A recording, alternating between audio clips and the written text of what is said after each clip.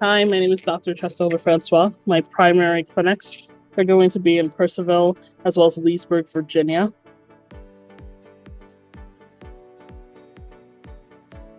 The most common causes of venous disease and varicose veins, which is just a manifestation of said venous disease, is genetics, occupation, gender. So females tend to get it more than males, as well as weight gain, weight loss, and hormonal changes that can oftentimes occur during pregnancy.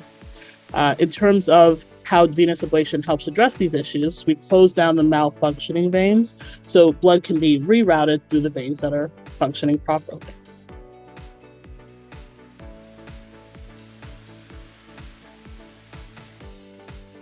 The short answer to that is technically yes, it can. The malfunctioning veins, it can cure.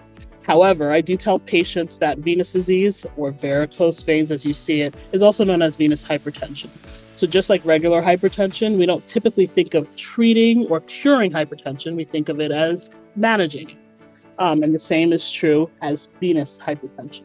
Though we might close a malfunctioning vein, others can start malfunctioning over time. Thus, the usage of compression, especially when traveling long distances, can stave off some symptoms.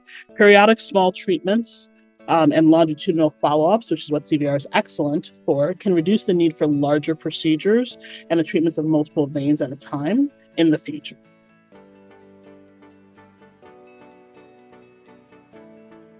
It's completely reasonable to be hesitant about this procedure, right? It's a minimally invasive procedure, but the word procedure is still in there. So it's not without some risks. That's why you should come in and speak to me or one of my colleagues. We don't just treat veins, okay? We treat people's legs, and in doing so, the person as a whole.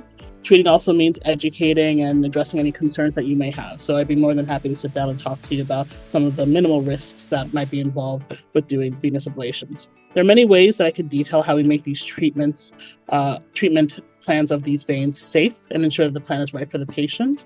We also always recommend conservative management before undergoing any treatment recommendations, and we always follow up with patients. Come in and we can discuss more, and it's truly an honor to be trusted with an aspect of this community's medical care.